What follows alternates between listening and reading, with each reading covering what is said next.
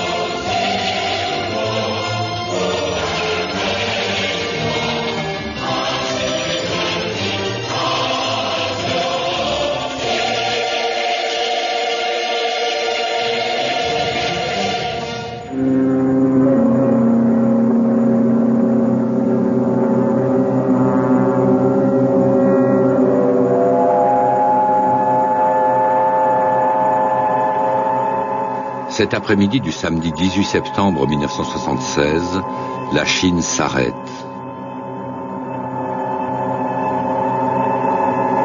Mao Tse-tung est mort 9 jours auparavant d'un arrêt cardiaque causé par un trouble rare du système nerveux, la maladie de Lou Gehrig.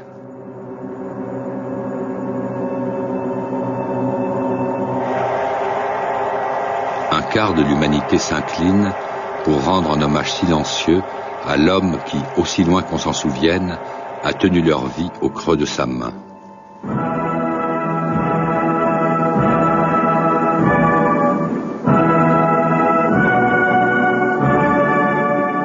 Le pouvoir que Mao a exercé sur le peuple chinois, pour le meilleur et pour le pire, ne peut être comparé qu'à celui des plus grands empereurs fondateurs de la Chine. Il a arraché ses sujets à la torpeur d'un empire médiéval et les a transformés en citoyens d'un État-nation moderne.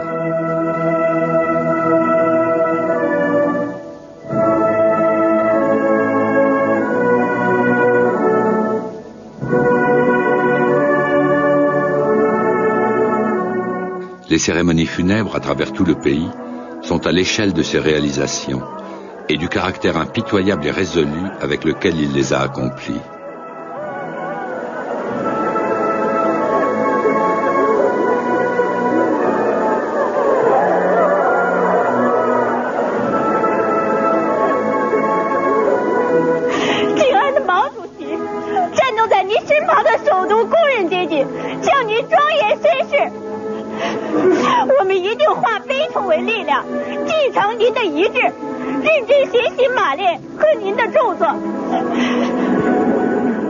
我告诉人民一道，极其沉痛地悼念我们敬爱的伟大领袖，是在毛主席的领导下换身做了主人，在那深圳的中华民族是在毛主席的领导下站立起来了。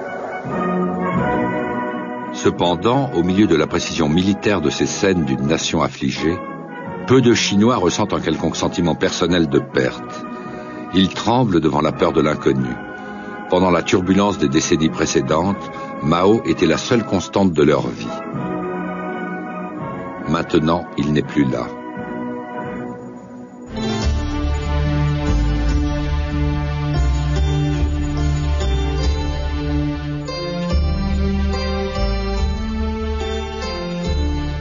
En 1893, l'année de naissance de Mao, le Fils du ciel règne encore dans la cité interdite de Pékin.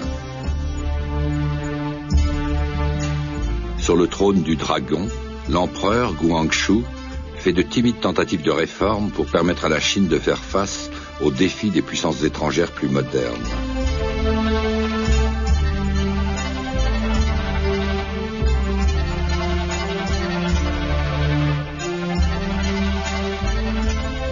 Mais la cour reste un îlot de splendeur décadente, d'eunuques et de concubines, au milieu d'un océan de retard et de pauvreté.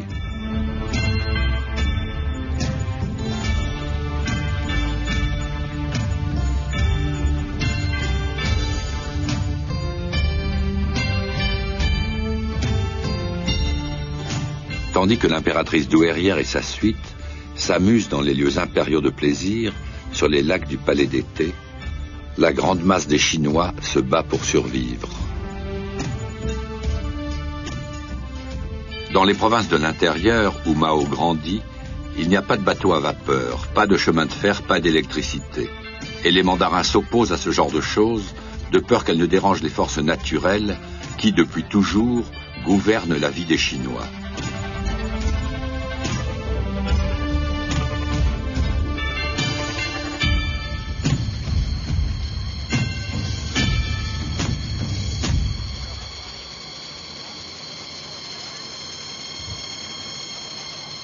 Mao est né dans cette maison du village de Shaoshan, dans la province du Sud appelée Henan.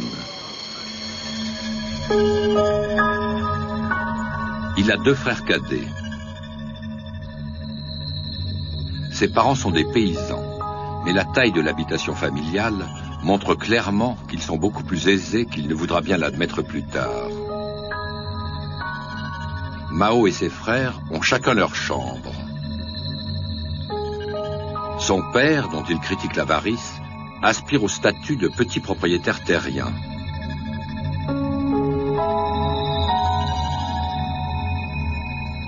Il emploie un ouvrier agricole et lors des pénuries de riz, il réalise un bon profit en envoyant le riz dans la capitale de la province toute proche, ce qui fait des Mao les habitants les plus riches d'un village connu pour être très pauvre.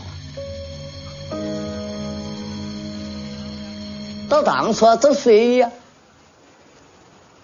过年烧沙餐油餐，有什民谣烧沙餐油餐，师傅人家酒壶敬，有女母家烧沙餐，炸官汉主养一生。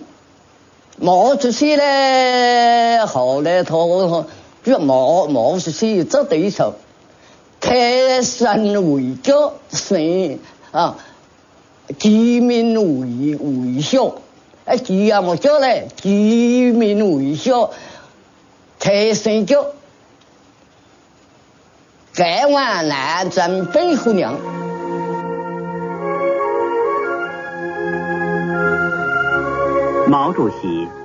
En 1959, âgé de 65 ans, Mao retourne à Shaoshan pour la première fois depuis les années 20. Parmi les villageois venus l'accueillir, se trouve son vieil instituteur à la barbe blanche. Un homme sévère de l'ancienne école, disait Mao, qui lui faisait apprendre par cœur les classiques confucéens. C'est dans le village de Shaoshan que Mao acquiert les idées fondamentales qui vont constituer la base de sa pensée tout au long de sa vie. Le besoin crucial d'une idéologie directrice et l'importance primordiale de la volonté.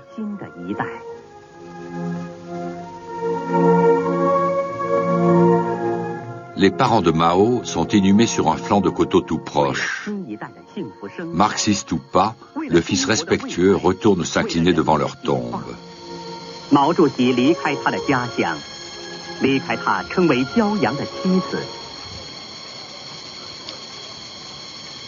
Aujourd'hui, les touristes chinois suivent ses traces. Les autorités chinoises adorent ça. Elles l'appellent le tourisme rouge. Pour les dirigeants du pays, une visite à Shaoshan est un must, afin de souligner la légitimité du pouvoir dont ils ont hérité. Le président de la Chine, Hu Jintao, est venu ici pour se faire photographier. Son prédécesseur, Jiang Zemin, a fait encore mieux. Il a inauguré une statue de Mao. Mais pour la multitude de Chinois qui fait le pèlerinage, ce n'est pas la loyauté envers les idées de Mao, abandonnées depuis longtemps, qui les conduit ici. C'est pour la légende qu'ils viennent. Et pour les souvenirs.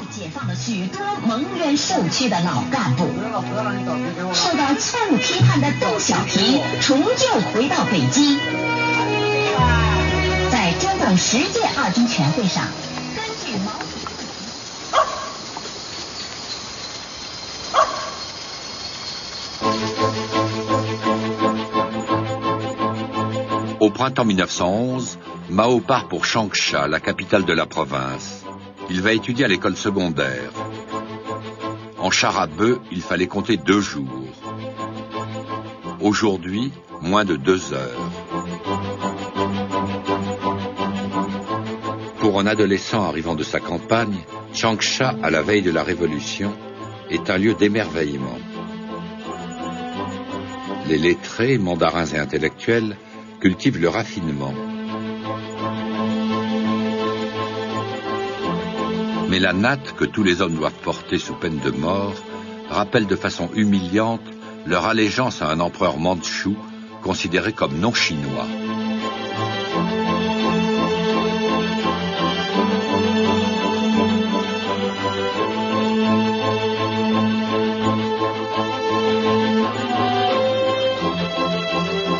La vie se passe dehors, dans la rue.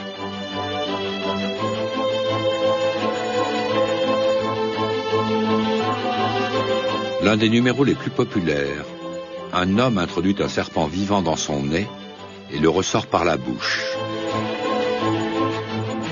Changsha, telle qu'elle est dans l'enfance de Mao avec ses mendiants et ses enfants pleureurs, son faste et sa pauvreté, a pratiquement disparu.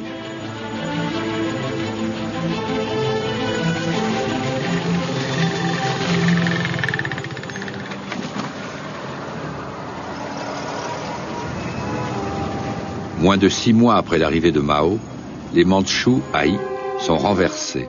Mao lui-même, avec d'autres jeunes de son âge, s'engage dans la nouvelle armée républicaine pour défendre la révolution. Le 1er janvier 1912, le vétéran nationaliste Sun Yat-sen prête serment en tant que premier président de la République de Chine.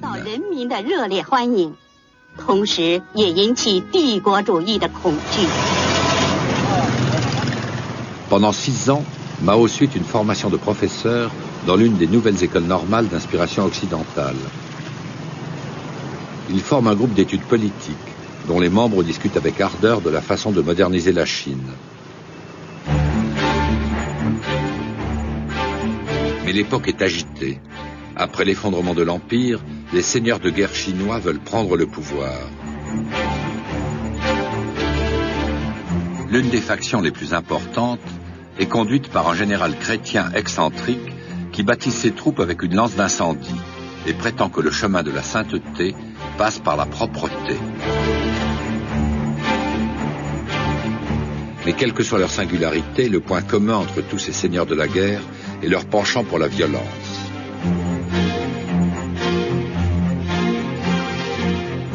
Partout où elles passent, leurs armées laissent derrière elles un sillage de souffrance et des centaines de milliers de réfugiés.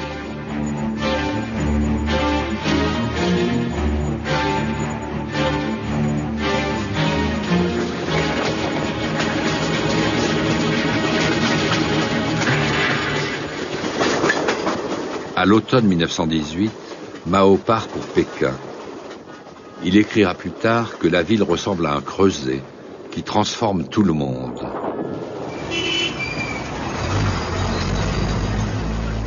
Avec l'aide de son nouveau diplôme d'enseignant et un coup de pouce de l'un de ses professeurs, il obtient un poste à la bibliothèque de l'université de Pékin.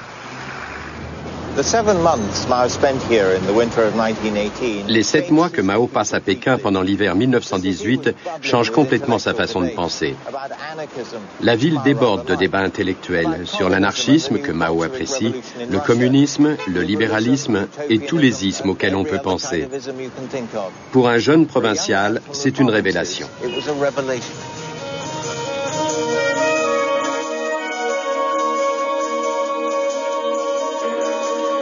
Au printemps suivant, tout s'enflamme. Des étudiants manifestent partout en Chine, contestant le confucianisme, condamnant les seigneurs de guerre et s'en prenant aux puissances étrangères.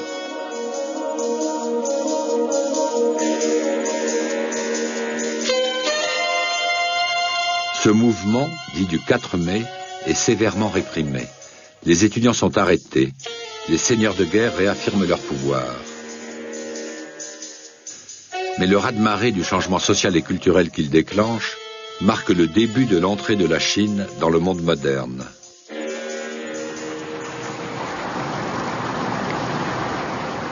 À 1000 km au sud de Pékin, Shanghai est aujourd'hui, comme à l'époque de Mao, la plus occidentalisée des villes chinoises.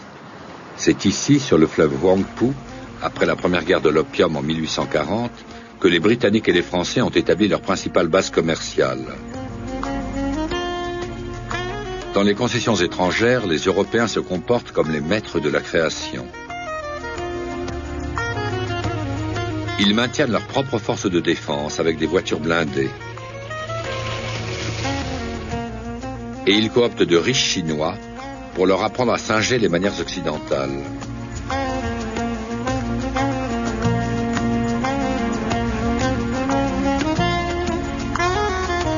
Pour de jeunes radicaux comme Mao, les concessions, avec leur police étrangère et leur mépris des lois et coutumes chinoises, sont le symbole de l'humiliation de la Chine.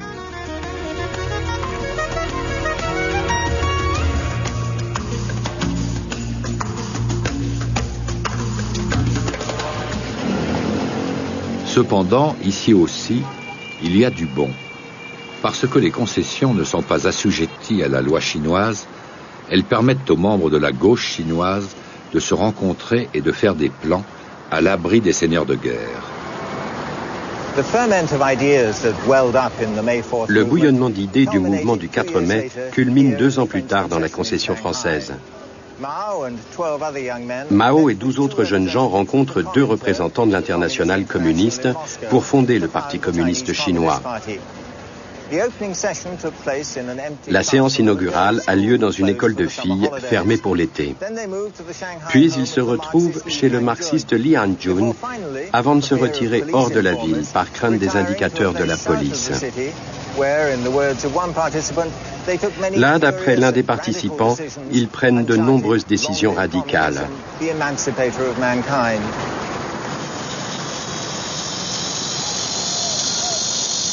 Au lieu de rester à Shanghai avec les dirigeants du nouveau parti, Mao retourne à Changsha pour devenir organisateur syndical. La petite maison où il habitait existe toujours dans la partie est de la ville, au lieu dit étang limpide. Sur le plan personnel, ce fut peut-être la période la plus heureuse de sa vie. Il s'est marié, il a 2 petits garçons, Yang Kai-hue, sa femme, et la fille de son professeur de philosophie. Depuis, ils sont idéalisés dans la mythologie communiste comme le couple révolutionnaire parfait.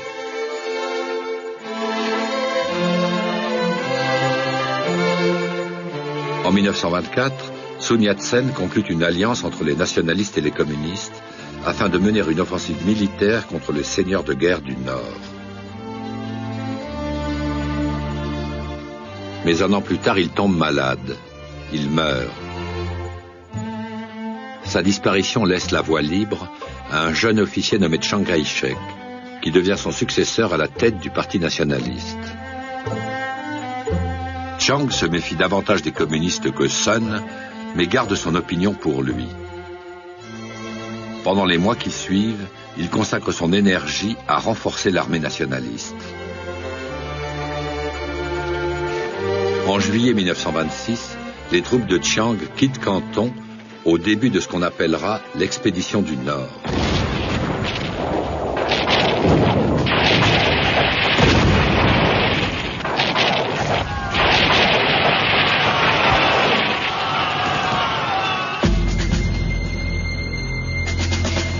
Dans les concessions étrangères, la nouvelle de l'avancée nationaliste est accueillie avec consternation. Pour les Européens, les forces de Chiang font partie de la marée rouge inspirée par Moscou, auquel il faut résister à tout prix.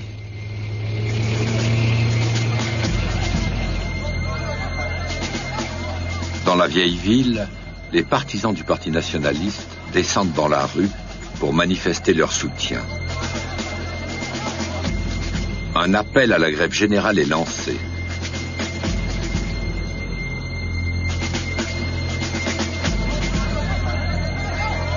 La tension monte. Personne ne sait comment cela va se terminer.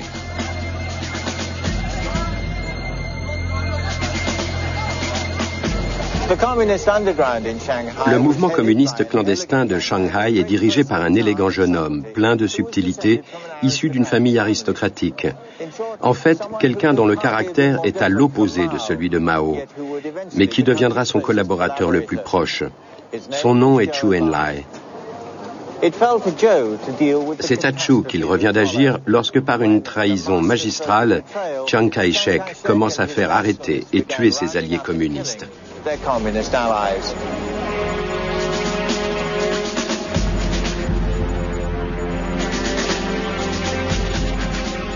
Dans Shanghai, des centaines de communistes sont arrêtés, puis exécutés.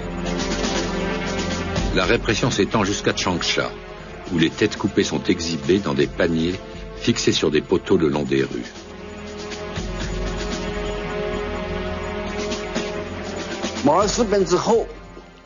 Après la scission entre nationalistes et communistes, de nombreux communistes, des femmes aussi bien que des hommes, furent tués à Changsha. On les voyait le dos attaché à une lance. Une sonnerie de clairon, puis direction le terrain d'exécution.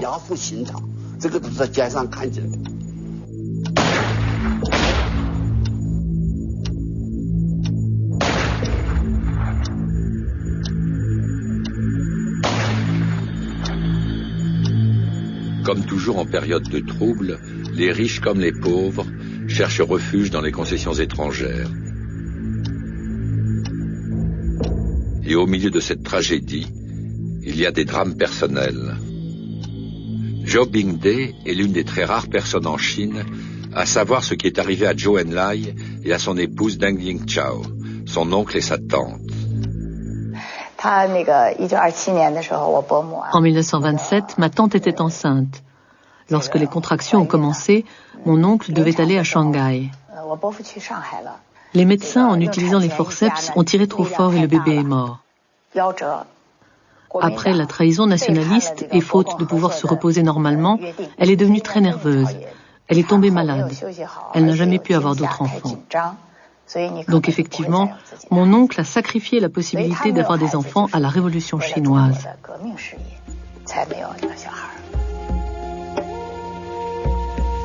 Après la destruction de leur réseau dans les villes, la seule possibilité pour les communistes, du moins dans l'esprit de Mao, c'est de se réfugier à la campagne et de se lancer dans la guérilla. Mao lui-même part de Changsha vers le sud avec seulement quelques centaines d'hommes pour établir une base dans la lointaine forteresse montagnarde du Jinggangshan.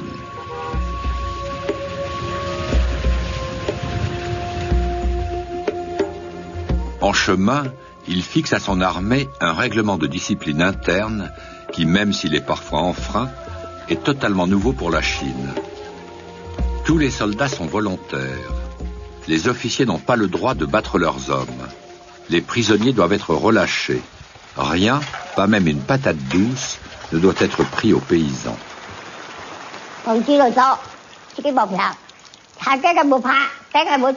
Quand l'armée rouge est arrivée à Maoping, les soldats nous ont dit de ne pas avoir peur, que nous ne devions pas nous enfuir dans les montagnes. Ils nous ont promis de ne pas battre ni injurier les gens. Les nationalistes s'emparaient des biens des habitants et partaient avec. L'armée rouge, en revanche, a payé tout ce qu'elle a pris.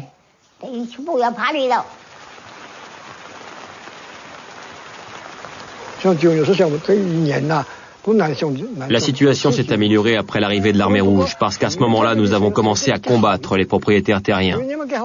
On les dépouillait et on ramenait le butin ici, et on avait davantage à manger.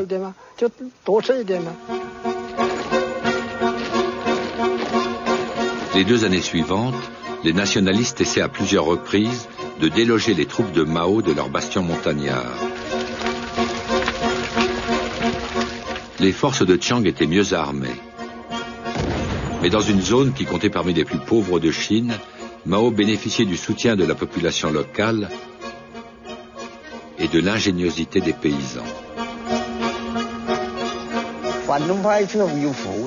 Il y avait 7 régiments de troupes nationalistes et ils ont attaqué 3 fois de l'ouest à partir de Hunan. Alors qu'ils essayaient de gravir la pente, nous avons fait rouler des troncs d'arbres sur leurs têtes et nous avons planté des pieux de bambou dans les sentiers.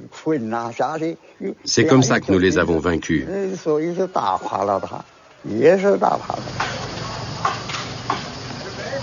Les monts Jinggang étaient si isolés que Mao n'avait que peu de contact avec les dirigeants du parti à Shanghai et aucun avec sa femme et sa famille à Changsha.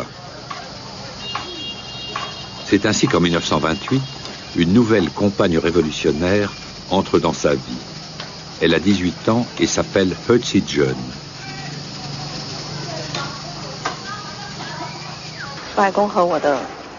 Je crois que l'affection entre mon grand-père et ma grand-mère était vraiment profonde. De 1927 à 1937, ces 10 années ont été les plus difficiles pour mon grand-père. C'est elle qui était à ses côtés pour l'aider à les surmonter. Ils ont eu 6 enfants, ce qui prouve que leur amour était très fort. Certains d'entre eux sont morts, d'autres ont été perdus. Il n'en est resté qu'un, ma mère, qui vit toujours. Je crois que ma grand-mère était vraiment une grande dame. C'était non seulement une pionnière de la Révolution, mais aussi une femme très déterminée. C'est pourquoi je l'aime, et je l'admire vraiment beaucoup.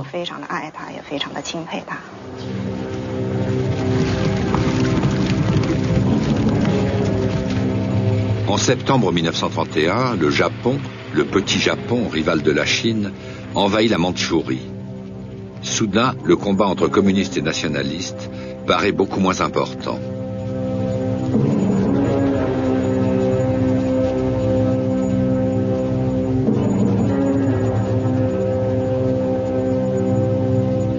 Tandis que les nationalistes restent impuissants, le Japon établit des garnisons dans toutes les grandes villes du Nord-Est.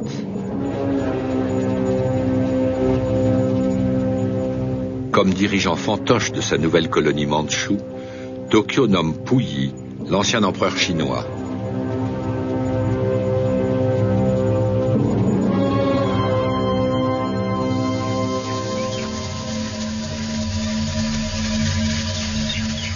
Pour les communistes, l'invasion japonaise est un bienfait caché. L'attention de Chiang se portant ailleurs, ils établissent une nouvelle base, beaucoup plus grande que les précédentes, dont la capitale est à Huejin, dans le Jiangxi. La République soviétique chinoise, tel est son nom, compte 3 millions de personnes, possède son parlement et ses lois. Elle frappe sa propre monnaie. Les hauts dirigeants du parti, y compris Zhou Enlai, viennent de Shanghai les rejoindre. Mao se trouve alors dans l'ombre de ses supérieurs, qui se méfient de plus en plus de lui à cause de son engouement pour la guérilla. Il est exclu de toute prise de décision, juste au moment où l'armée rouge gagne de nouvelles recrues plus vite que jamais. 因为我们那个时间是旧社会，是国民党手里啊，受帝国，受这个地中国把对这个欺负、压迫、剥削，你一年打得了，一年下来不得够吃，总将人家剥削走了。这个红军以后到了，就说是你们来参加中国工农红军，就中国工农红军的话，是为这个穷人翻身。 打土豪分田地，推翻这个土豪劣绅，打的国民党，将来的话建立过我们的革命政府。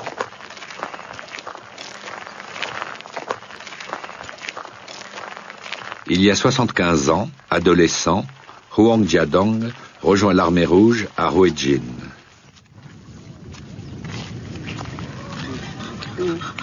Aujourd'hui, il vit toujours ici, dans un village pas très éloigné de l'endroit où il est né.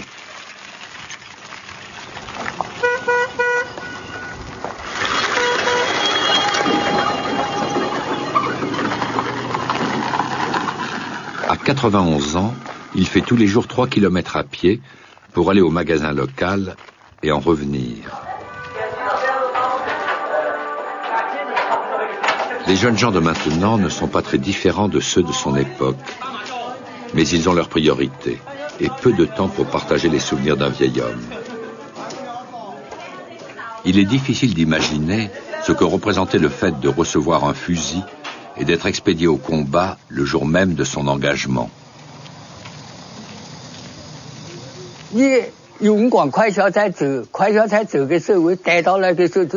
队伍嘅时候，大家嘅时候出动来也都为了杀定家看。哦，咁你冇咁樣興嘅年子，嗰個大家也會做，大家都會殺咗，嗰度冇變，嗰大家嘅時光顧藥品都好，嗰度會死都驚得少。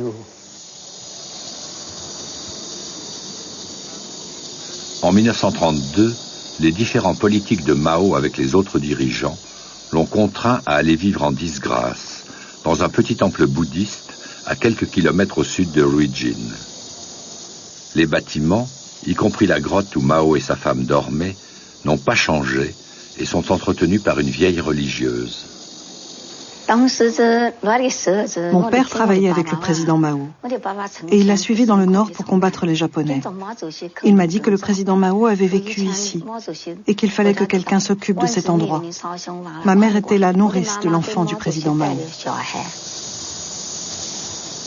La vieille religieuse dit que les statues des soldats de l'armée rouge qui remplacent les Bouddhas dans les hôtels éloignent les voleurs.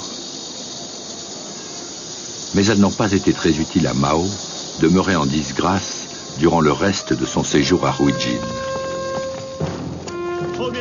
Elles n'ont pas non plus sauvé la base que les communistes abandonnent en octobre 1934 sous la pression de nouvelles attaques nationalistes.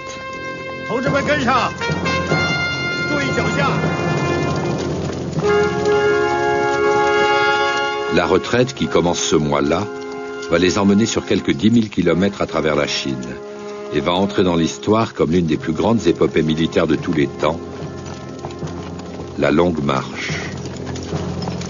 Chiang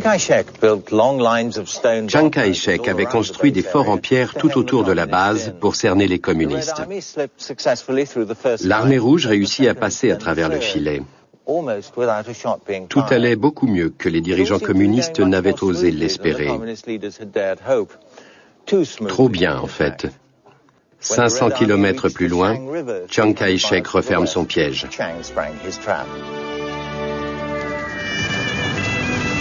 Dans le bain de sang qui s'ensuit, l'armée rouge perd le tiers de ses effectifs.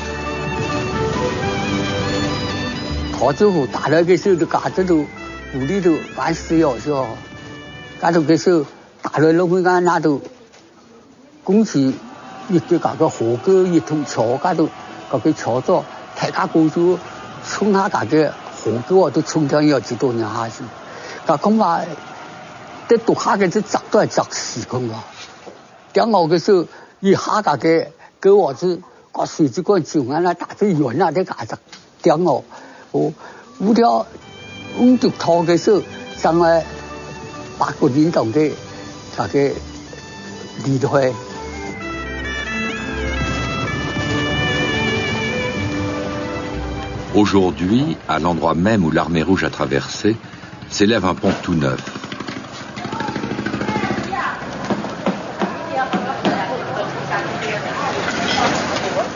Tandis que les rescapés de l'armée rouge se dispersaient vers l'ouest, les dirigeants du parti s'efforçaient de comprendre ce qui venait d'arriver.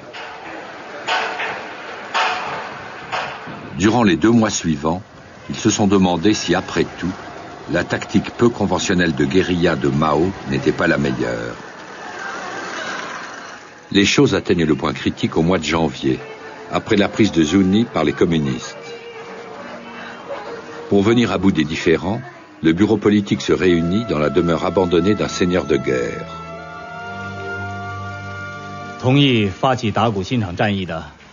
Dans ce film, cette reconstitution chinoise, des sosies interprètent les dirigeants du parti qui votent à l'unanimité pour approuver la ligne stratégique de Mao.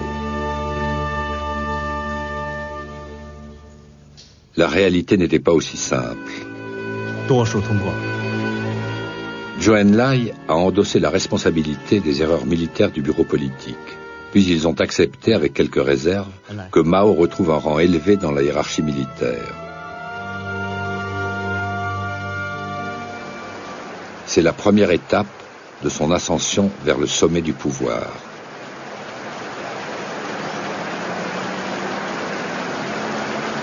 À Luding, une ville sur l'ancienne route impériale de Lhasa à Pékin, le pont suspendu à chaîne sur la rivière Dadu est la clé de la survie de l'armée rouge qui tente désespérément de gagner le nord du Sichuan. La bataille pour le contrôle du pont fera partie de la légende de la Longue Marche.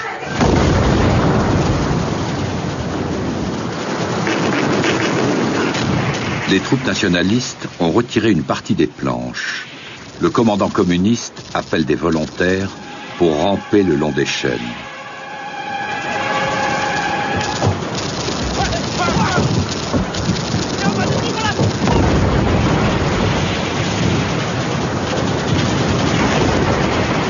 Contre tout espoir, ils réussissent.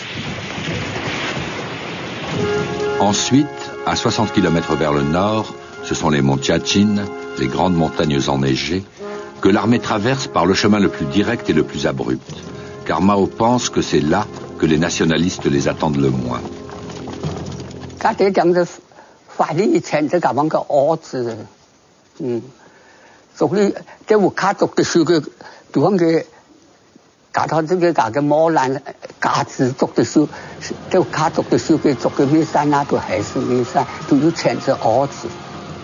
自家打草还过13的时候，家头的时候，嗰個說得就多，挨到平庸之地，嗰個安心嘅高嘅啊，平庸之地，你曉得個插花大家頭一下嘅時候，我還是你上嘅時候，就當我大家說嘅東南都去弄，烏東下呢個紅嘅，說嘅時候滿頭嘅時候，你曉得是。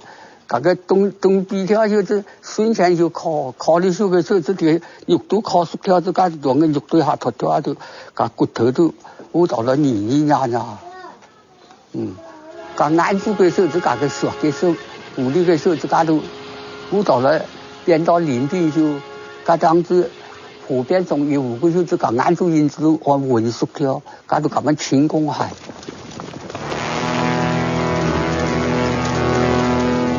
À l'image de ces moines tibétains, avec lesquels les réalisateurs chinois ont enjolivé leur reconstitution, ces prairies apparaissent anodines et accueillantes.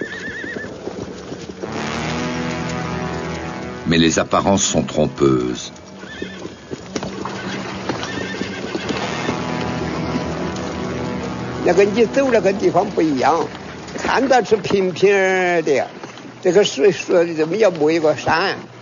Chỉ còn như走的那个高头的话，就跟那个豆腐一样，忽闪的。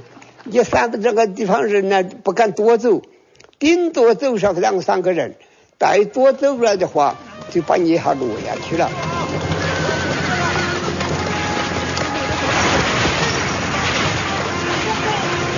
那个人呐，那个地方的人死了又不烂，又不跟咱们这个地方一样，养老啊也没有，啥也没有。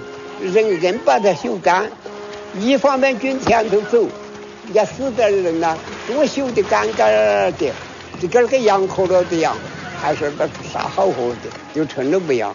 那么冷这个地方，可把人受炸了哟，人呐吃的软掉，就走也走不动，回家你都不敢走。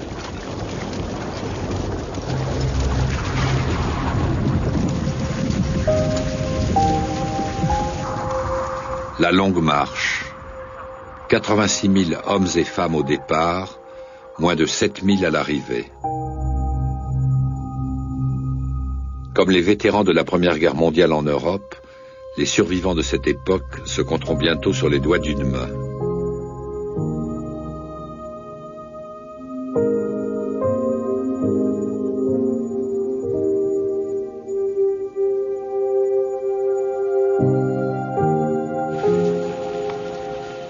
Mao établit son nouveau quartier général dans la petite ville de Baoan, où aujourd'hui, comme il y a 60 ans, la façon la plus économique de construire une maison, c'est de creuser une grotte dans les falaises de grès.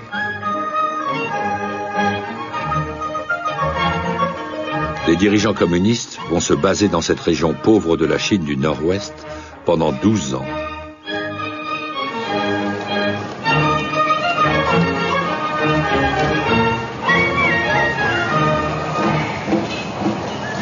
C'est ici que Mao va écrire certains de ses discours les plus importants, s'affirmant non seulement comme un chef militaire, mais comme un théoricien, reformulant le marxisme en des termes que les paysans chinois puissent comprendre.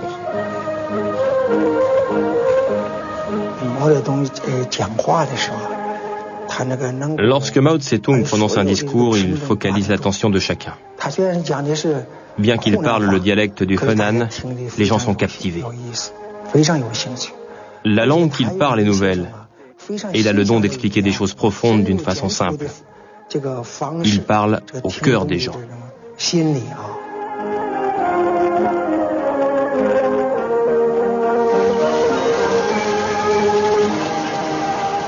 À Baoan, Mao parle pour la première fois d'une voie chinoise vers le socialisme, au lieu de copier aveuglément l'expérience de la Russie soviétique. Il crée une université de l'armée rouge, où les généraux communistes s'assoient sur des tabourets de pierre pour écouter des conférences sur la stratégie militaire. Mais les mois passent, le sujet des conférences change. Au début, le but des communistes était de battre Chiang Kai-shek. À l'été 1936, c'est la défaite du Japon.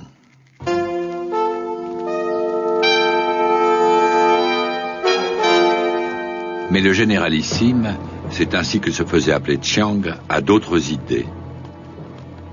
À l'automne, il commence à rassembler ses troupes pour préparer une dernière campagne afin d'exterminer la menace communiste une fois pour toutes. Il dit à son armée, les Japonais sont une maladie de la peau, les communistes sont une maladie du cœur.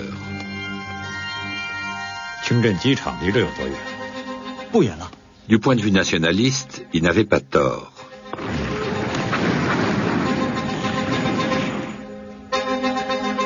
Mais ce n'était pas ce que les Chinois souhaitaient entendre. L'occupation japonaise en Mandchourie était ressentie comme une humiliation nationale et la politique d'apaisement de Chiang comme une infamie. Les manifestations anti-Japon à Pékin sont réprimées avec la vigueur habituelle. Mais le malaise persiste et s'aggrave. À Xi'an, en décembre, l'ancien maître de la Mandchourie, chassé par les Japonais, le maréchal Zhang Shuiliang, retient son allié, Chiang Kai-shek, en résidence surveillée pendant 2 semaines.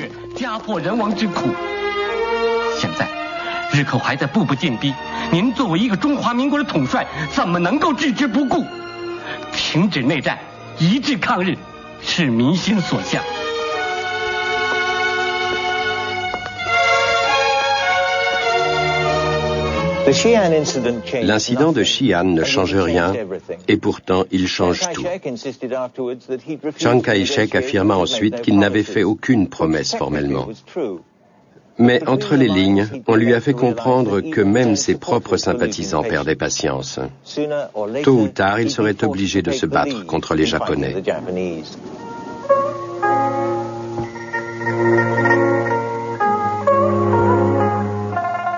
Le point de non-retour, c'est l'incident du pont Marco Polo à quelques kilomètres au sud de Pékin. C'est là que le 7 juillet 1937, une unité de l'armée japonaise prétend avoir subi une attaque chinoise et riposte. La guerre du Pacifique commence.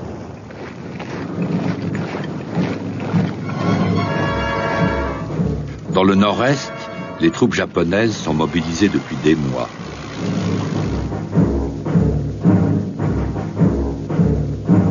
Des centaines de milliers d'hommes se dirigent vers le sud par la Grande Muraille.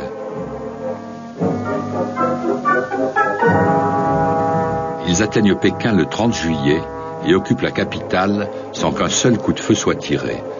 Ils prennent possession de la cité interdite, la résidence des empereurs chinois, symbole de leur victoire et de l'impuissance de la Chine.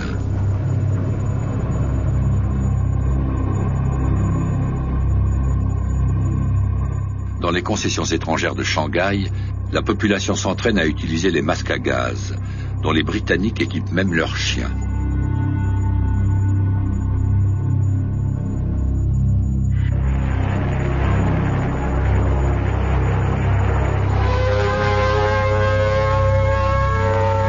L'attente ne dure pas longtemps.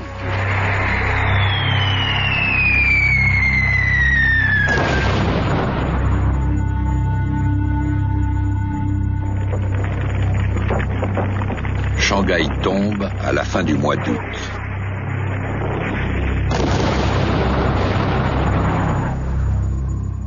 Des flots de réfugiés quittent la ville. Les nationalistes comprennent qu'ils n'ont pas le choix.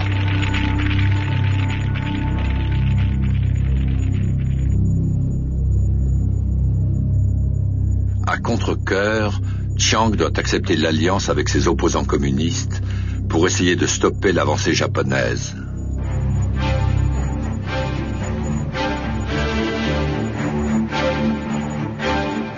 Entre-temps, Mao a déplacé son quartier général de Bawan vers les environs moins spartiates de l'ancienne ville de Yan'an, un carrefour commercial qui, depuis l'époque des Song, presque 1000 ans auparavant, était une halte importante sur la route des caravanes de chameaux vers la Mongolie.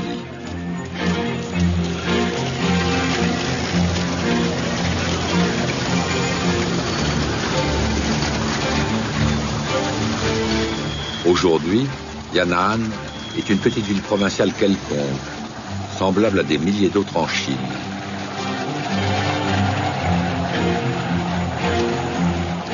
Son intérêt réside dans son passé et dans le contraste avec ce qu'elle est aujourd'hui.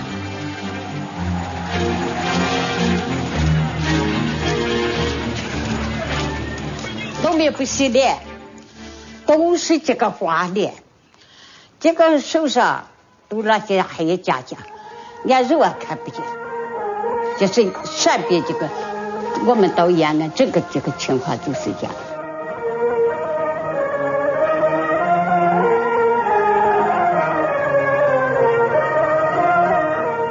自己种地去，吃的自己种地，吃的个人种地，啊，就是都是自力更生了，穿的是个人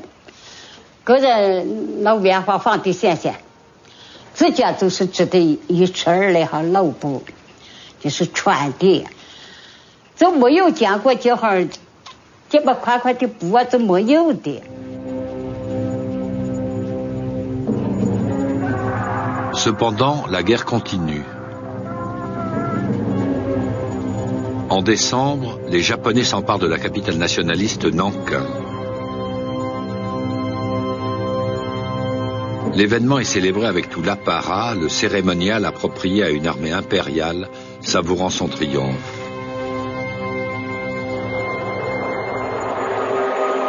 Mais une fois le défilé terminé, le masque civilisé disparaît.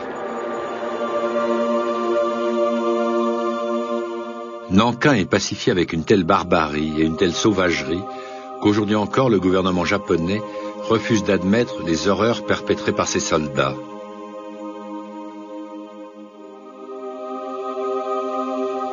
« 300 000 Chinois ont été massacrés.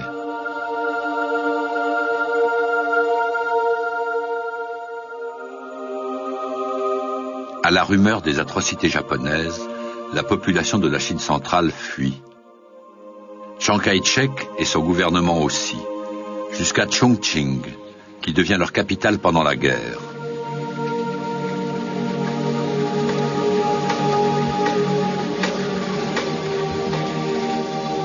Mao et son épouse sont maintenant confortablement installés à Yan'an, dans l'ancienne maison d'un riche marchand.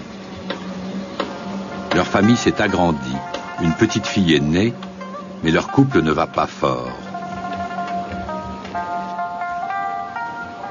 Les centres d'intérêt de Mao ont changé. Il passe ses journées à lire et réfléchir à la théorie marxiste. He Zhijun se sent délaissé et finit par le quitter. L'échec de son mariage a causé beaucoup de peine à ma grand-mère. Mon grand-père lui écrivit à plusieurs reprises. Il lui envoya un petit coffret de bois contenant des objets de tous les jours qu'elle avait l'habitude d'utiliser pour lui montrer qu'elle lui manquait. Il espérait sauver leur couple et la faire revenir auprès de lui. Mais elle était résolue à le quitter. Et elle est partie.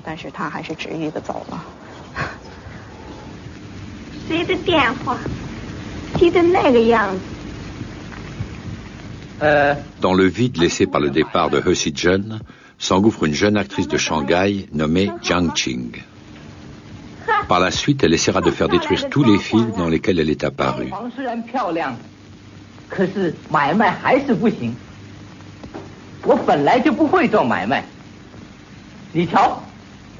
Ces images avaient disparu depuis 70 ans.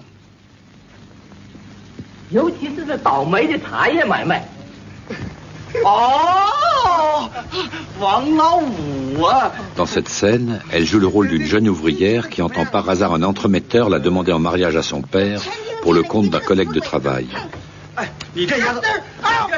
Mais le prétendant n'est pas celui qu'elle attend.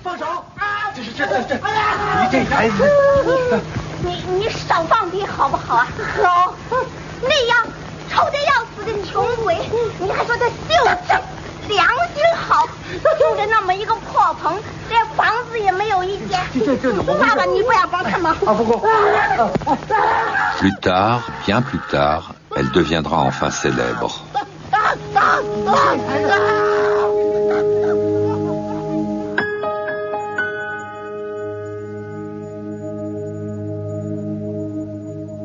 Quelques mois après leur première rencontre, Mao et la jeune actrice commencent à vivre ensemble. Il a 45 ans, elle en a 23.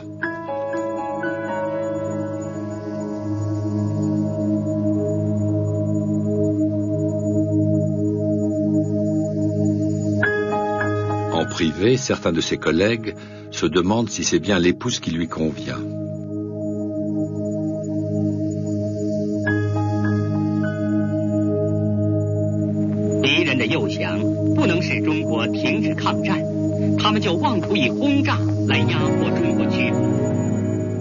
Pendant l'hiver 1940, les Japonais larguent un déluge de bombes incendiaires sur Chongqing. Les départs, surtout des jeunes, vers les zones communistes se multiplient.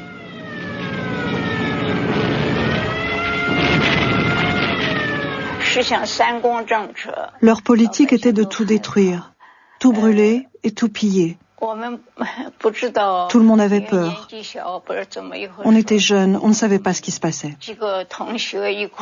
Alors on a demandé à notre professeur. Il a dit que c'était les Japonais. Ce professeur était un membre du parti clandestin. Et il nous a parlé de Yan'an. Alors on a décidé d'y aller.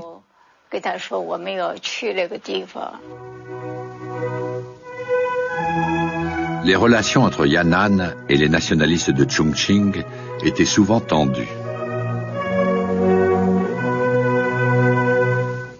Mais l'alliance permettait aux communistes de décupler leurs forces et de devenir un mouvement politique reconnu à l'échelle nationale avec plus d'influence, plus de pouvoir et plus de territoire qu'ils n'en avaient jamais eu.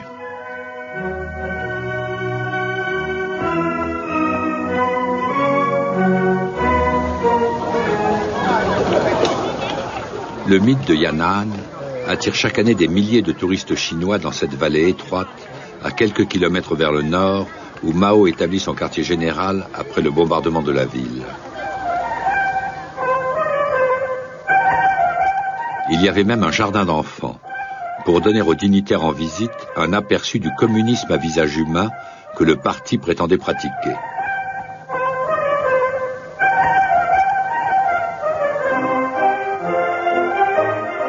Les communistes cherchent à donner à leurs compatriotes chinois et au monde extérieur une image de camaraderie et de bonne humeur, une atmosphère boy scout, comme l'a décrite un visiteur étranger.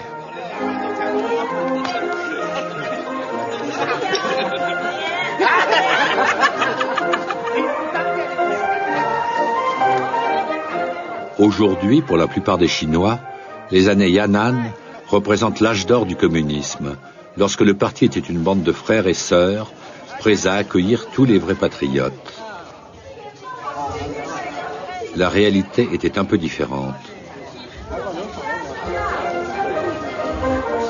En 1942, Mao lançait une campagne de réforme de l'art et de la littérature apparemment inoffensive. À son niveau le plus simple, enseigner aux jeunes peintres à représenter les soldats révolutionnaires dans des poses héroïques.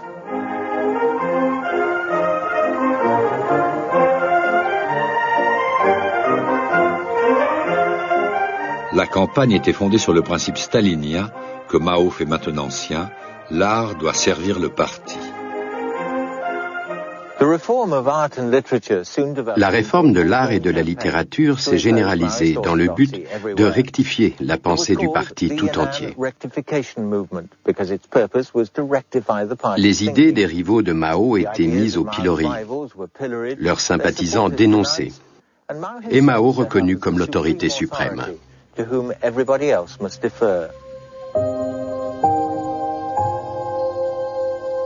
Le remodelage du parti en instrument de la volonté de Mao est appliqué de façon impitoyable. Son chef de la sécurité, Kang Sheng, a été formé à Moscou par la police secrète de Staline. Kang est aujourd'hui tellement détesté en Chine que son nom est devenu tabou. Contrairement aux autres habitations des dirigeants, sa maison n'est pas restaurée, une demeure délabrée occupée par les paysans locaux.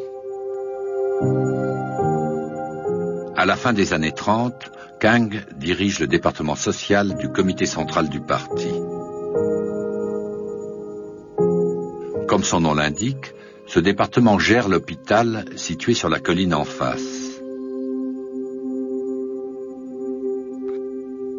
Il est aussi responsable de l'espionnage et des prisons politiques, cachées dans une vallée, près d'un bâtiment aujourd'hui en ruine, où les dirigeants pouvaient tenir des réunions secrètes. Parmi les victimes de Kang, à cette époque, figurait Li Rui, plus tard secrétaire de Mao. J'étais retenu dans une grotte prison. Les conditions étaient très dures. Il y avait 7 ou 8 personnes dans chaque grotte. On dormait à même le sol. Rendez-vous compte, les gardes posaient juste un peu de paille sur la terre.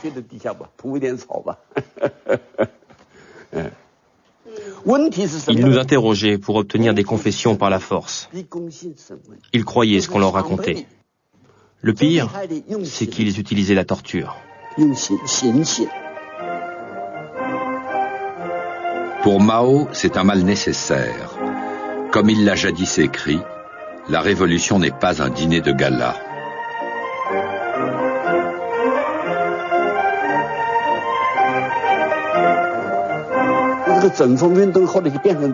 Je crois que le but réel du mouvement de rectification, et de nombreux historiens partagent maintenant cet avis, c'était de renforcer le prestige de Mao en tant que dirigeant tout-puissant du parti.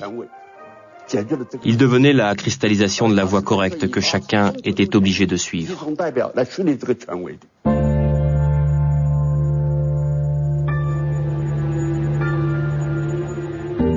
Le processus a atteint son apogée dans ce hall, spécialement construit pour le 7e congrès du parti en 1945.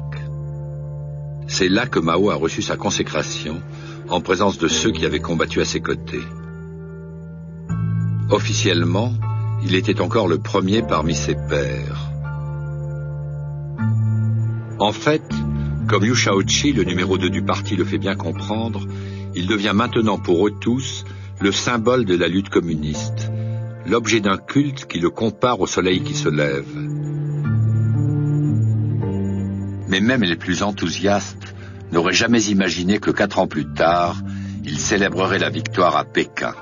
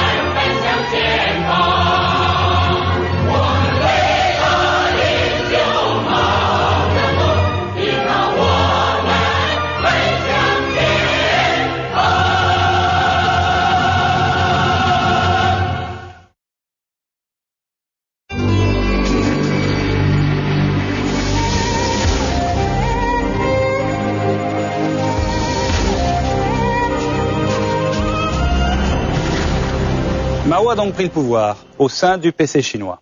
Il n'en gardera pas toujours le contrôle, mais on va s'apercevoir dans le 2e épisode de cette série de 4 que Mao Zedong sait toujours rebondir.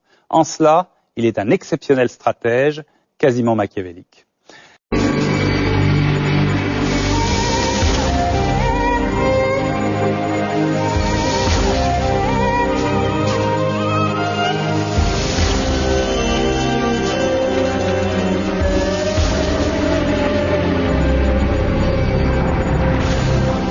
Bonsoir, il y a 30 ans, presque jour pour jour, Mao Zedong mourait. La fin d'un homme, mais surtout la fin d'une période clé de l'histoire de la Chine, un quart de l'humanité, une humanité presque oubliée. Que s'est-il passé pendant toute cette période sous le pouvoir absolu de Mao?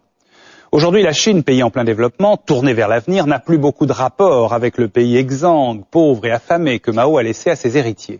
Le seul fil rouge entre ces deux Chines, à 30 ans d'écart, c'est Mao lui-même, car les Chinois n'ont pas oublié le grand timonier, même s'ils veulent occulter ses crimes. En effet, Mao a fait plus de morts dans son propre pays, des millions, qu'aucun autre dirigeant au monde, plus que Staline ou Hitler. Mais de toute façon, il a marqué l'histoire. Ce soir et demain soir, donc, une série de films qui fait événement en Europe, mais aussi en Chine, avec des témoignages inédits et des documents exceptionnels, jamais encore vus à la télé. Arte raconte Mao. 1911. Mao assiste à la chute de la dynastie mandchoue et au chaos des guerres intestines. Le jeune activiste oscillera entre parti communiste et cause nationaliste et pressentira le formidable potentiel révolutionnaire de la paysannerie. Au terme de la longue marche, il deviendra le chef incontesté du Parti communiste chinois, le futur grand timonier de la Chine. 1er octobre 1949, Mao proclame l'avènement de la République populaire de Chine. Le culte de la personnalité est un rouage essentiel à l'image du voisin soviétique. Ces réformes n'ont pas toujours l'effet escompté. La campagne d'autocritique des sans-fleurs engendre une répression féroce et la période du grand bond en avant affamera la Chine comme jamais. Dans quelques jours, la Chine va célébrer dignement le 30e anniversaire de la mort de Mao. En revanche, le 16 mai dernier, c'était le 40e anniversaire de la révolution culturelle. Et là, blackout total à Pékin, pas la moindre célébration nulle part. Paradoxe? Certainement, c'est toute l'ambiguïté de la mémoire et de l'histoire en Chine. À l'occasion des 30 ans de la mort de Mao, il n'y aura pas de débat critique. Car Mao Zedong est en Chine l'objet d'un véritable culte. On vient se recueillir sur les lieux importants de sa vie. C'est le tourisme rouge, comme on l'appelle, et il suscite une vraie ferveur populaire, notamment chez les jeunes. Alors faut-il oublier les millions de morts de la révolution culturelle et la terreur des gardes rouges? Sûrement pas. L'ambition des auteurs des 4 films que vous allez voir ce soir et demain n'est pas de juger Mao pour ses crimes, mais de le replacer dans la longue durée de l'histoire chinoise. Pour cela, Philippe Short, déjà auteur d'une monumentale biographie qui fait autorité, et le réalisateur Adrian Maben ont eu accès à des sources nouvelles, à des documents, des archives officielles chinoises qui n'avaient jamais été montrées. Et ils ont interviewé des témoins clés qui n'avaient jamais parlé, comme la petite fille de Mao ou son ancien valet de chambre. Le premier épisode qu'on va voir maintenant raconte les 40 premières années de la vie de Mao, de sa naissance dans une famille de paysans aisés, jusqu'à sa prise de contrôle totale du Parti communiste chinois. Avec un épisode décisif, la longue marche, que la légende a sûrement embellie, mais qui a permis de mettre l'armée rouge à l'abri dans les montagnes. Et dans ce premier film, on se rend compte que l'enfance de Mao, homme du XXe siècle, s'enracine dans une Chine encore médiévale.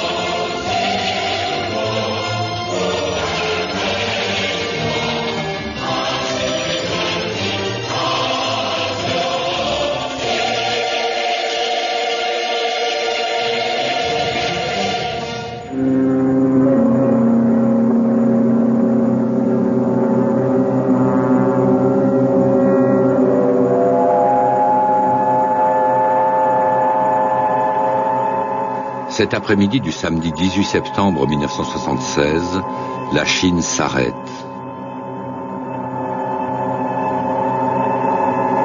Mao Tse-tung est mort 9 jours auparavant d'un arrêt cardiaque causé par un trouble rare du système nerveux, la maladie de Lou Gehrig.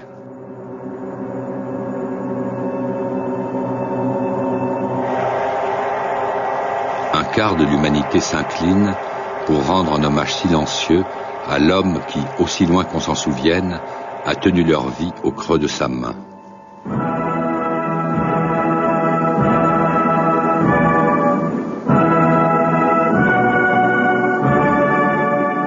Le pouvoir que Mao a exercé sur le peuple chinois, pour le meilleur et pour le pire, ne peut être comparé qu'à celui des plus grands empereurs fondateurs de la Chine. Il a arraché ses sujets à la torpeur d'un empire médiéval et les a transformés en citoyens d'un État-nation moderne.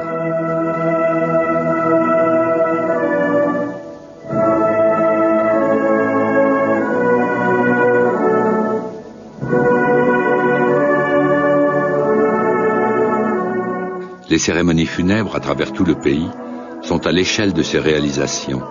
Et les autorités chinoises adorent ça. Elles l'appellent le tourisme rouge.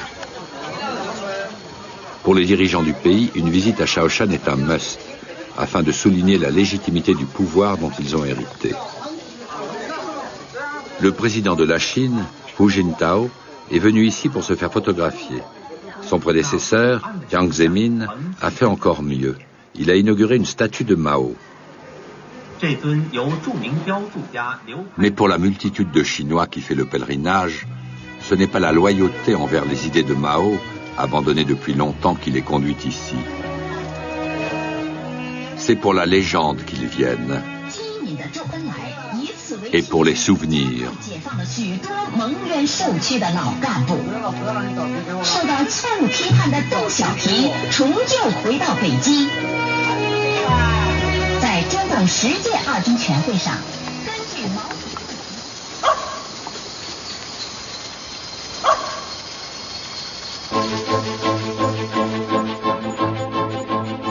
Au printemps 1911, Mao part pour Changsha, la capitale de la province. Il va étudier à l'école secondaire. En char à bœuf, il fallait compter 2 jours. Aujourd'hui, moins de 2 heures. Pour un adolescent arrivant de sa campagne, Changsha, à la veille de la Révolution, est un lieu d'émerveillement. Les lettrés, mandarins et intellectuels cultivent le raffinement. Mais la natte que tous les hommes doivent porter sous peine de mort rappelle de façon humiliante leur allégeance à un empereur mandchou considéré comme non chinois.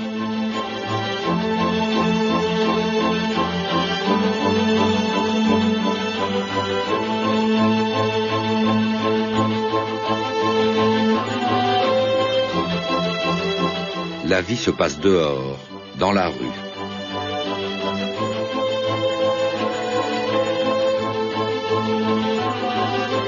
L'un des numéros les plus populaires, un homme introduit un serpent vivant dans son nez et le ressort par la bouche. Changsha, telle qu'elle est dans l'enfance de Mao avec ses mendiants et ses enfants pleureurs, son faste et sa pauvreté, a pratiquement disparu.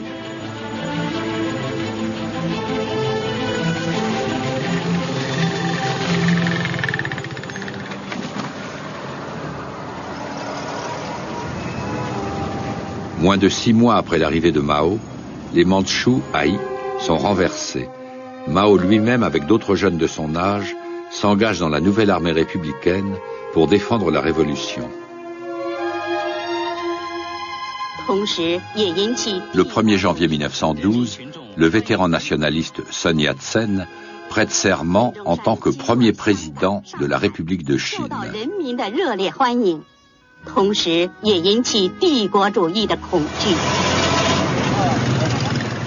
Pendant 6 ans, Mao suit une formation de professeur dans l'une des nouvelles écoles normales d'inspiration occidentale. Il forme un groupe d'études politiques dont les membres discutent avec ardeur de la façon de moderniser la Chine.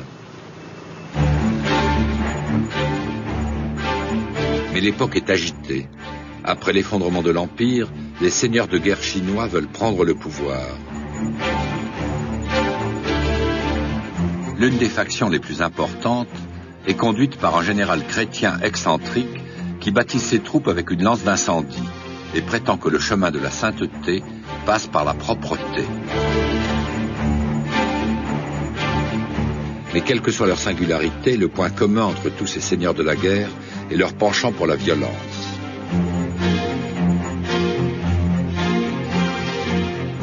Partout où elles passent, leurs armées laissent derrière elles un sillage de souffrance et des centaines de milliers de réfugiés.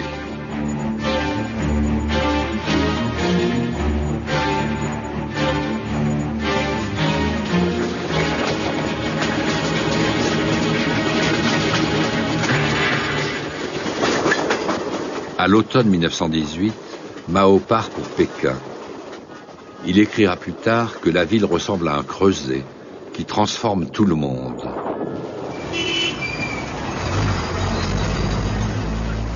Avec l'aide de son nouveau diplôme d'enseignant et un coup de pouce de l'un de ses professeurs, il obtient un poste à la bibliothèque de l'université de Pékin.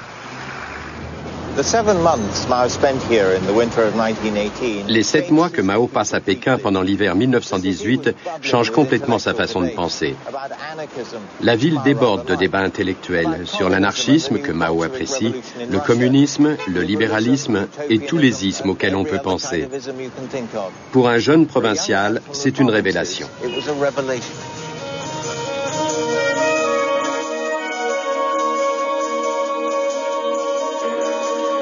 Au printemps suivant, tout s'enflamme. Les étudiants manifestent partout en Chine, contestant le confucianisme, condamnant les seigneurs de guerre et s'en prenant aux puissances étrangères.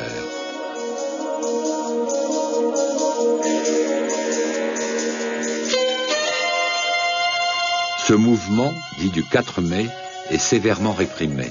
Les étudiants sont arrêtés. Les seigneurs de guerre réaffirment leur pouvoir. Mais le raz-de-marée du changement social et culturel qu'il déclenche marque le début de l'entrée de la Chine dans le monde moderne.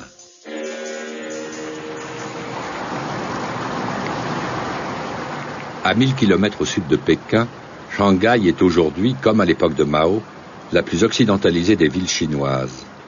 C'est ici, sur le fleuve Huangpu, après la première guerre de l'opium en 1840, que les Britanniques et les Français ont établi leur principale base commerciale. Dans les concessions étrangères, les Européens se comportent comme les maîtres de la création.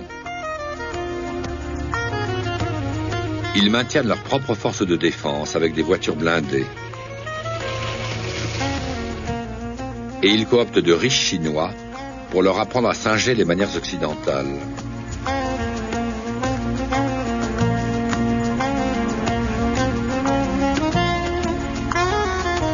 Pour de jeunes radicaux comme Mao, les concessions, avec leur police étrangère et leur mépris des lois et coutumes chinoises, sont le symbole de l'humiliation de la Chine.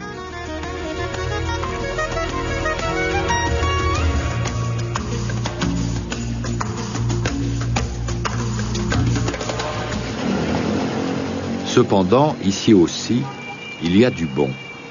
Parce que les concessions ne sont pas assujetties à la loi chinoise, elles permettent aux membres de la gauche chinoise de se rencontrer et de faire des plans à l'abri des seigneurs de guerre.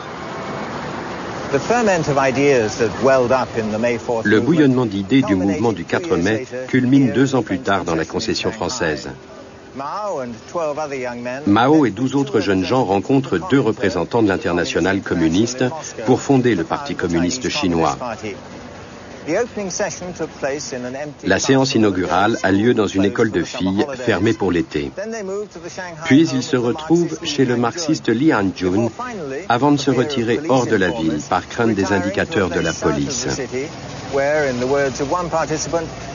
L'un d'après l'un des participants, ils prennent de nombreuses décisions radicales.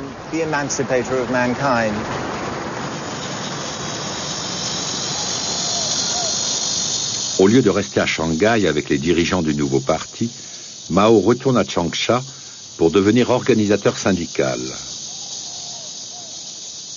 La petite maison où il habitait existe toujours dans la partie est de la ville, au lieu dit étang limpide. Sur le plan personnel, ce fut peut-être la période la plus heureuse de sa vie. Il s'est marié, il a 2 petits garçons. Yang Kai-hue, sa femme, est la fille de son professeur de philosophie. Depuis, ils sont idéalisés dans la mythologie communiste comme le couple révolutionnaire parfait.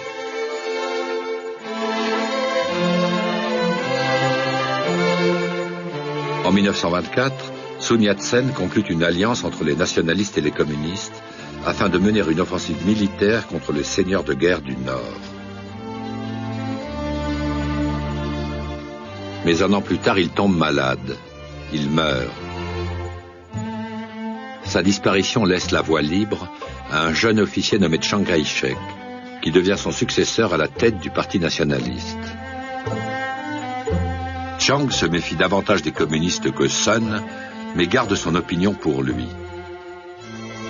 Pendant les mois qui suivent, il consacre son énergie à renforcer l'armée nationaliste. En juillet 1926, les troupes de Chiang quittent Canton au début de ce qu'on appellera l'expédition du Nord.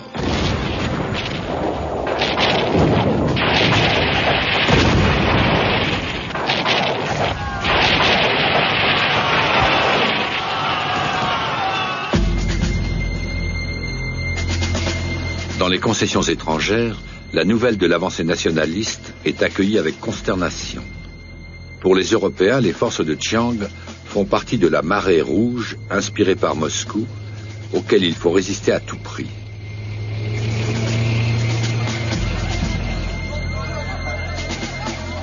Dans la vieille ville, les partisans du Parti nationaliste descendent dans la rue pour manifester leur soutien.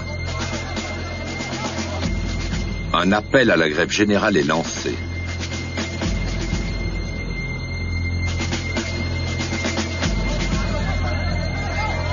La tension monte. Personne ne sait comment cela va se terminer.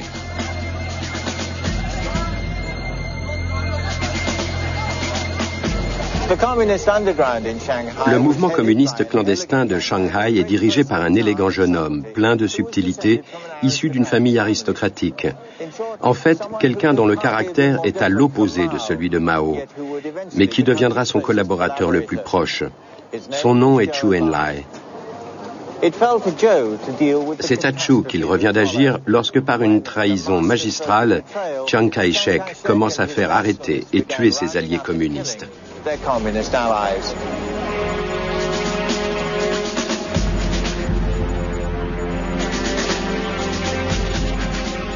Dans Shanghai, des centaines de communistes sont arrêtés, puis exécutés. La répression s'étend jusqu'à Changsha, où les têtes coupées sont exhibées dans des paniers fixés sur des poteaux le long des rues.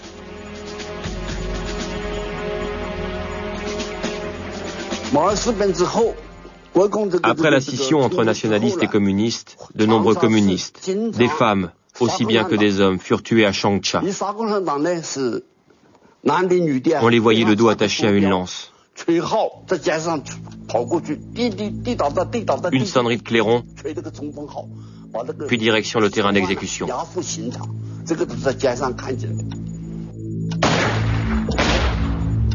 Caractère impitoyable et résolu avec lequel il les a accomplis.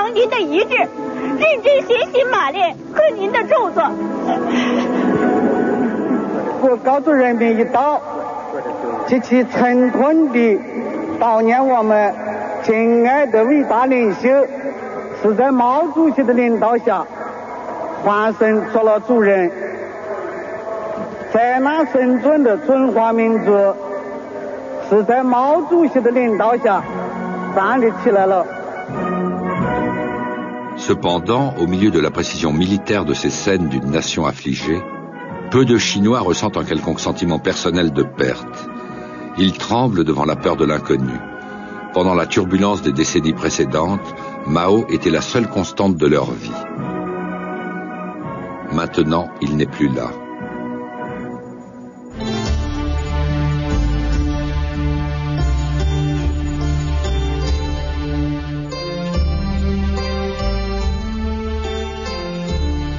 En 1893, l'année de naissance de Mao, le Fils du ciel règne encore dans la cité interdite de Pékin. Sur le trône du dragon, l'empereur Guangxu fait de timides tentatives de réforme pour permettre à la Chine de faire face aux défis des puissances étrangères plus modernes.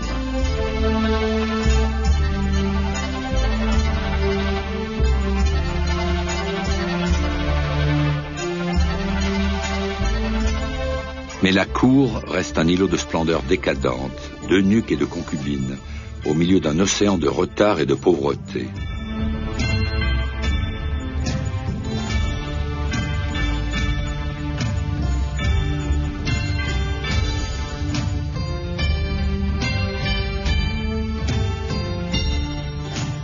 tandis que l'impératrice douairière et sa suite s'amusent dans les lieux impériaux de plaisir, sur les lacs du palais d'été, la grande masse des Chinois se bat pour survivre. Dans les provinces de l'intérieur, où Mao grandit, il n'y a pas de bateau à vapeur, pas de chemin de fer, pas d'électricité. Et les mandarins s'opposent à ce genre de choses, de peur qu'elles ne dérangent les forces naturelles qui, depuis toujours, gouvernent la vie des Chinois.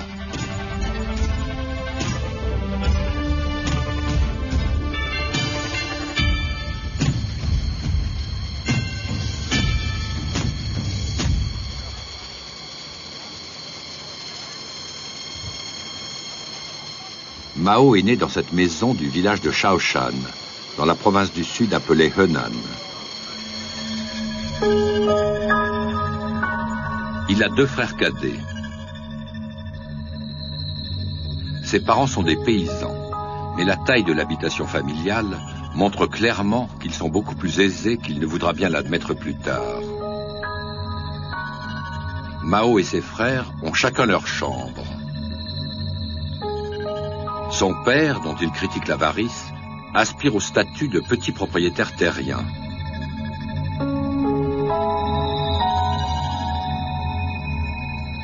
Il emploie un ouvrier agricole et lors des pénuries de riz, il réalise un bon profit en envoyant le riz dans la capitale de la province toute proche, ce qui fait des Mao les habitants les plus riches d'un village connu pour être très pauvre. 到唐说这谁呀？过年说啥餐有餐，有什民谣说啥餐有餐，师傅人家酒壶尽，有女木家说啥餐，杂官汉子养一身，毛主席嘞，后来头这毛主席这对手，开山为家生。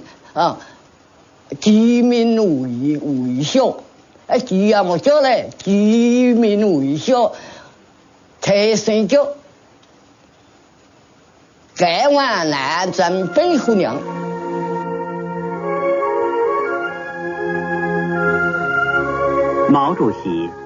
En 1959, âgé de 65 ans, Mao retourne à Shaoshan pour la première fois depuis les années 20. Parmi les villageois venus l'accueillir, se trouve son vieil instituteur à la barbe blanche. Un homme sévère de l'ancienne école, disait Mao, qui lui faisait apprendre par cœur les classiques confucéens. C'est dans le village de Shaoshan que Mao acquiert les idées fondamentales qui vont constituer la base de sa pensée tout au long de sa vie. Le besoin crucial d'une idéologie directrice et l'importance primordiale de la volonté.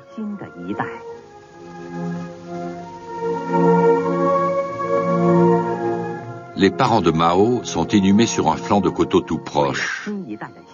Marxiste ou pas, le fils respectueux retourne s'incliner devant leur tombe.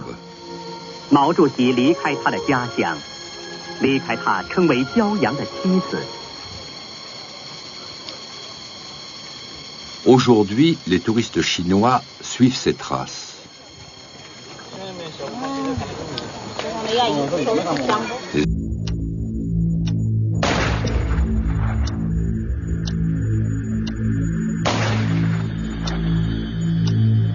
Comme toujours en période de trouble, les riches comme les pauvres cherchent refuge dans les concessions étrangères. Et au milieu de cette tragédie, il y a des drames personnels.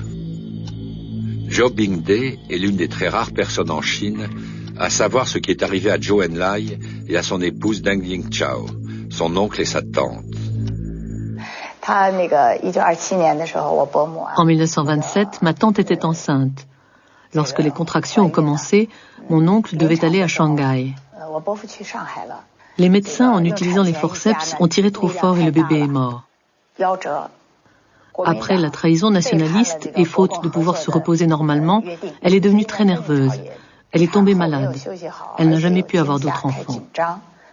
Donc effectivement, mon oncle a sacrifié la possibilité d'avoir des enfants à la révolution chinoise.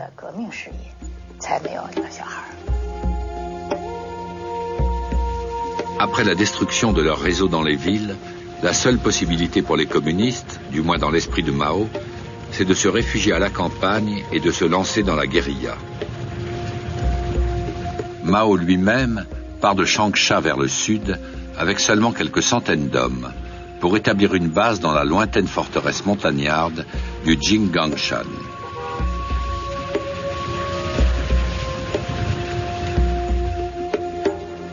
En chemin, il fixe à son armée un règlement de discipline interne qui, même s'il est parfois enfreint, est totalement nouveau pour la Chine. Tous les soldats sont volontaires. Les officiers n'ont pas le droit de battre leurs hommes. Les prisonniers doivent être relâchés. Rien, pas même une patate douce, ne doit être pris aux paysans.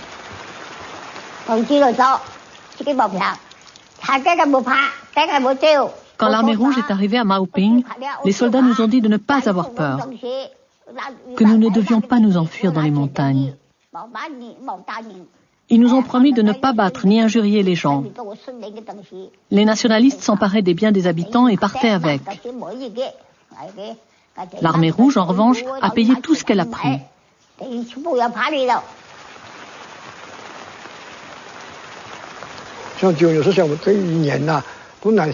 La situation s'est améliorée après l'arrivée de l'armée rouge, parce qu'à ce moment-là, nous avons commencé à combattre les propriétaires terriens. On les dépouillait et on ramenait le butin ici, et on avait davantage à manger.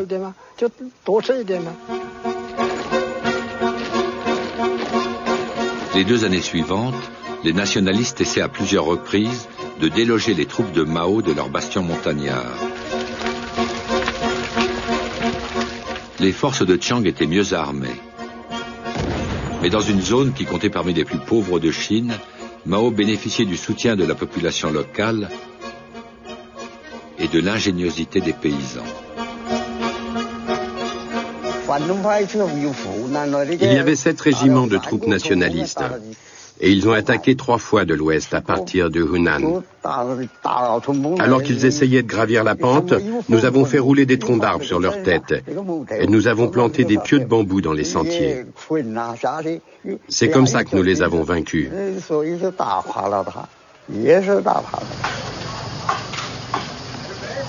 Les monts Jinggang étaient si isolés que Mao n'avait que peu de contact avec les dirigeants du parti à Shanghai et aucun avec sa femme et sa famille à Changsha.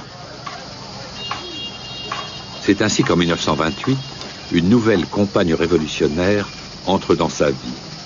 Elle a 18 ans et s'appelle He Zhi-jun.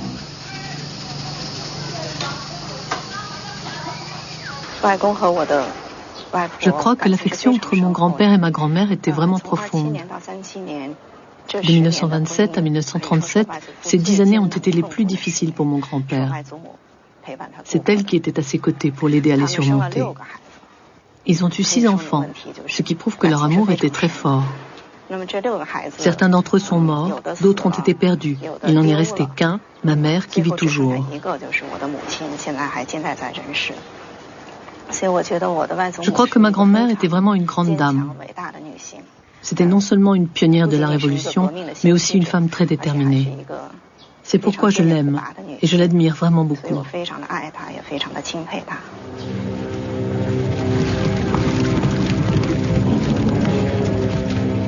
En septembre 1931, le Japon, le petit Japon, rival de la Chine, envahit la Mandchourie. Soudain, le combat entre communistes et nationalistes paraît beaucoup moins important.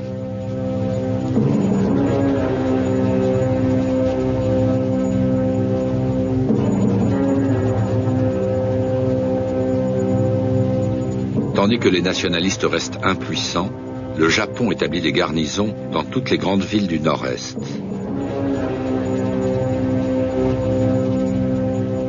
Comme dirigeant fantoche de sa nouvelle colonie mandchoue, Tokyo nomme Puyi, l'ancien empereur chinois.